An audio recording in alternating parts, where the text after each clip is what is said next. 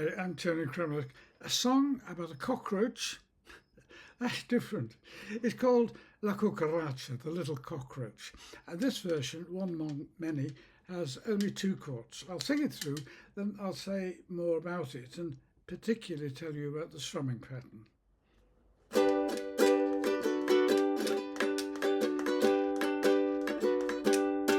La Cucaracha, the little cockroach, loves to sing and dance. She doesn't mind that one leg's missing.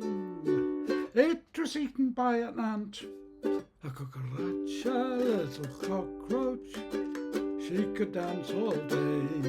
She doesn't mind that one leg is missing. She keeps dancing anyway. In the house nobody wants her, and they hunt her everywhere. But she can't resist the music. Look, she's dancing by your chair. Look at her, the little cockroach, loves to sing and dance. She doesn't mind that one leg is missing. It was eaten by an ant.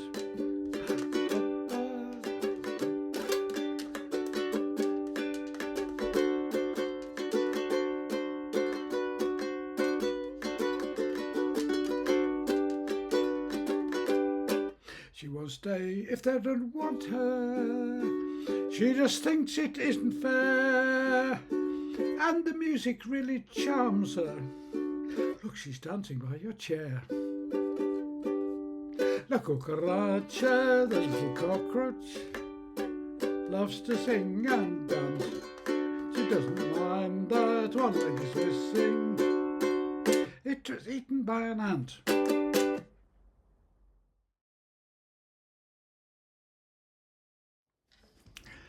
Well, just a nice, innocent, quirky and joyful traditional Mexican folk song with a catchy tune and a rhythm. Well, not exactly. It's linked with the 1910 Mexican Revolution and in some verses refers to the use of cocaine. It's about a cockroach, one of over 400,500 species that have been around in this world for about 320 million years. She loves to dance, but one of her legs is symbolically missing because it was eaten by an ant. Despite its Spanish origins, it's a song associated with Mexico. The origins are obscure, but it seems to be quite old, with some verses referring to the Moorish Wars in Spain in 1492, the 19th century conflicts in both Spain and Mexico, and the Mexican Revolution of 1910 to 1920. Whatever its origins, it's a catchy little rhythmic tune and fun to play, and it only uses two chords. Well, this song is in the key of F, but as you'll see, I put a capo on at the second fret, which raises everything by two semitones or one tone. So when I play an F shape here,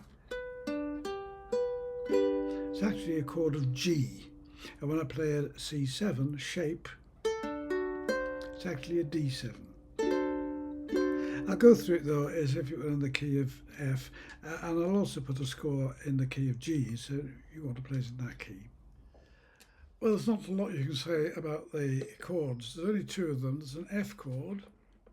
Sorry about the splint. I've still got the trigger finger, but I can play two chords. And the C7. And you can substitute C6. All strings open for C7 if you wish. But there is a lot to say about the rhythm. It's got basically 4 beats in a bar. 1, 2, 3, 4. But the 4 beats are divided into 8 half beats. 1 and 2 and 3 and 4 and that again is divided into two groups of 3 and one group of 2. 1, 2, 3, 1, 2, 3, 1, 2. It's the same as the George Formby split stroke, but you can have various variations of it. The basic rhythm is 1, 2, 3, 4, 5, 6, 7, 8. 1, 2, 3, 4, 5, 6. 1, 2, 3, 4, 5, 6. That you can do the whole way through. But if you want to make it more fancy, you can put some half beats or rather 3rd beats in.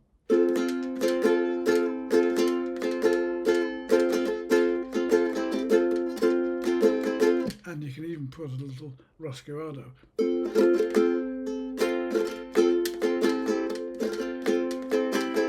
Or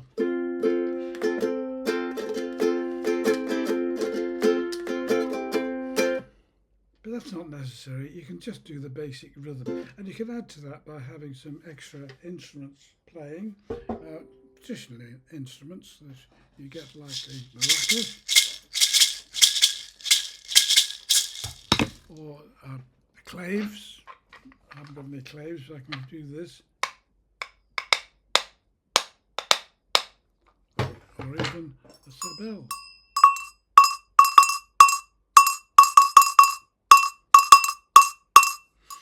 All sorts of things you can do.